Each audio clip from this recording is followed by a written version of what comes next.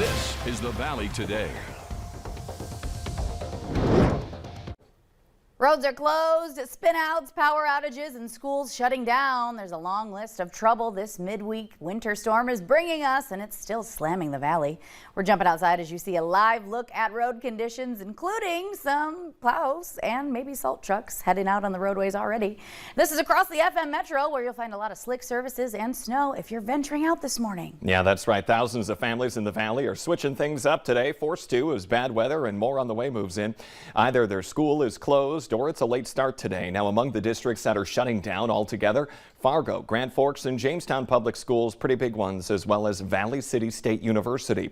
Moorhead, West Fargo, Valley City, and Hillsborough are some of the many districts that are going to virtual learning today. And DGF, Barnesville, Crookston, East Grand Forks, and UND are among the schools starting late today, so look for those delay times. We're scrolling everything on the bottom of our screen. You can also check everything at valleynewslive.com. And leading our team coverage this morning, meteorologist Lisa Green letting us know what's happening right now. Good morning, Lisa. Good morning. Well, here's the latest overview. We still have this low that's just so slow to move to the east as it's working its way through the plains. It's been in Nebraska basically since this time yesterday morning. So we told you that it would be a slow moving system and that it would last 4 days, and we're certainly in the thick of things right now. So that low will continue to move to the east northeast and will continue to drive in this moisture into the valley as we work our way through the morning hours. And here's the latest. You can see a band that's set up of some pretty heavy snow here in that darker blue color in the northern valley. Southern valley also seeing some snow too, but it's this band here that is bringing the heavier snowfall rates.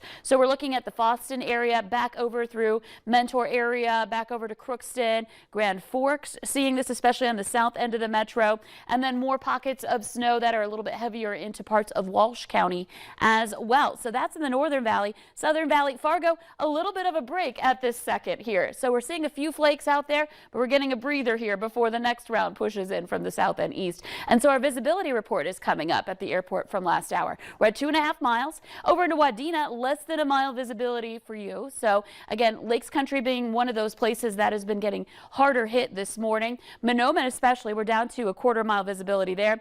And up to the north, Fosston, again, we were talking about Highway 2 being one of these areas impacted most right now. We're anywhere from less than a mile up to 2 miles for visibility right along Highway 2 from Fargo to Bemidji. So that's a look at our visibility reports here. You can see in Fargo as we look at our sky cam at Luther Family Ford that we've got some crews out there working to clean up the lot. I know a lot of folks are out and about keeping very busy with snow cleanup here today.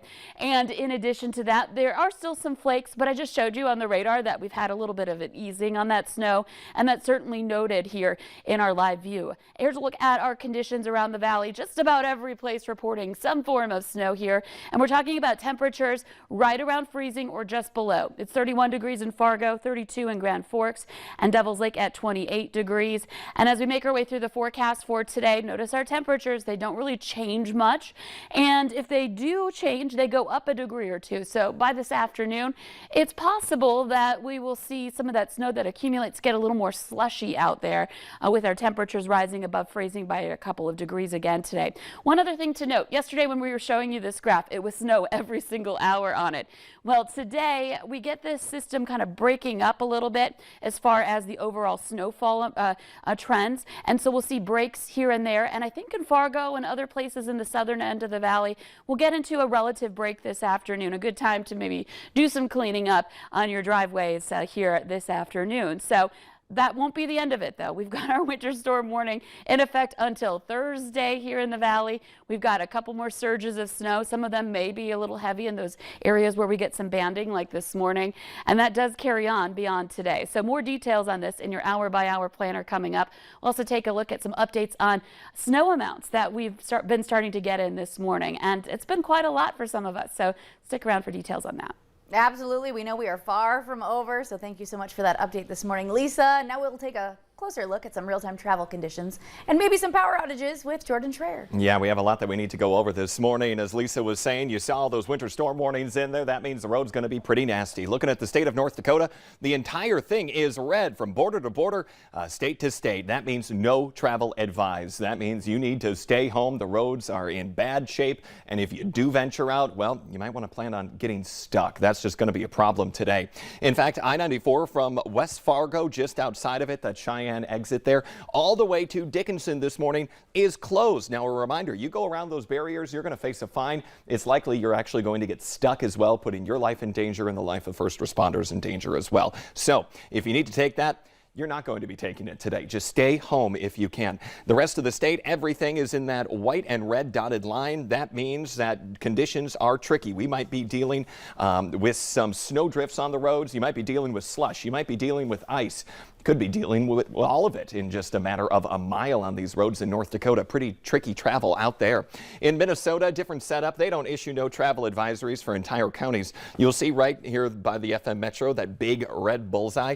That means that if you're taking the interstate trying to get through North Dakota, you're going to have to stop in the metro because, again, it is closed.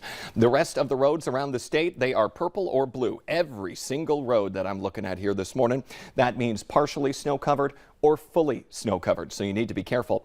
Highway 10, Moorhead, all the way to Motley, partially to fully snow covered. I-94, same game.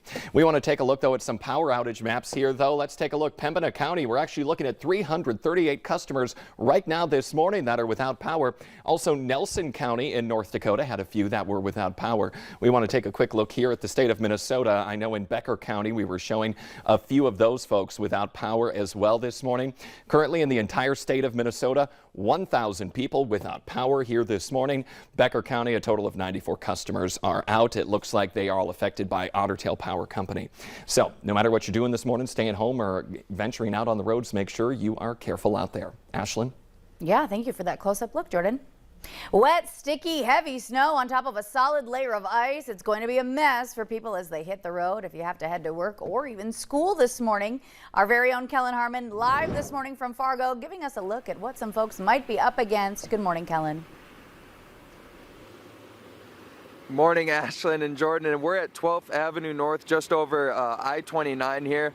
And as we've been standing here, we've seen plow trucks going through, clearing the way for all the cars behind them. There's still a little bit of snow on there, still a little bit of slush. You can kind of see on the edge there.